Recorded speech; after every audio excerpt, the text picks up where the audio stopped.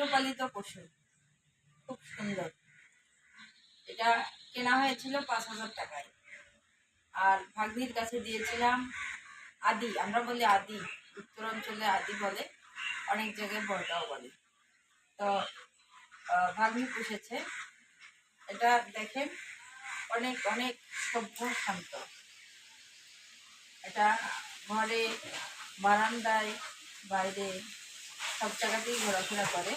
তো উঠানের বাহিরে সে যায় না। সে খুবই খুবই খুবই মানে সে প্রস্রাব পায়খানা বাহিরে করে। দেখেন খুব ছোট ছিল, এখন বেশ বড় হয়ে গিয়েছে। আর ওর নাম রেখেছে কাল্লু।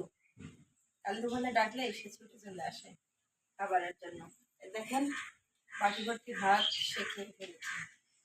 কাল্লু এক বাটি করে ভাত খায়, আর তাকে পাতা, লতা পাতা দেওয়া হয়, সে সুন্দরভাবেই খায়। এখন এটা কোরবানি ঈদে বিক্রি করা হবে। মাশাআল্লাহ, কেমন দাম হবে জানি না, তবে মনে হচ্ছে ভালো একটা দাম পাবো। 5,000 টাকায় কিনেছি, টার্গেট আছে 15 থেকে 18,000 টাকায় বিক্রি করা আছে। এর বয়স প্রায় 9 মাস পালা হইল। কোরবানি আসতে আসতে হয়তো বা 11-12 মাস হয়ে যাবে, 1 বছর পরে আর কি।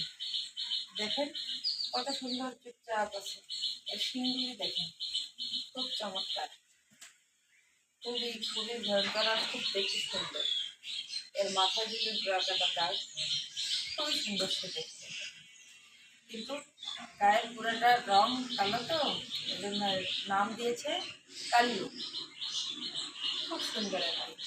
কাল্লু অনেক অনেক লক্ষ্মী আর কি। কাল্লু সবার কথা শোনে। কাল্লু বাইরে ঘুমায়, কাল্লু নির্দিষ্ট জায়গায় খাবার খায়, সব খাবারের মধ্যে বাইরে প্রস্রাব পায়খানা করে, এবং সবসময় লোকজনের আশেপাশেই ঘোরে। ভালো লাগে, অনেক ভালো লাগে।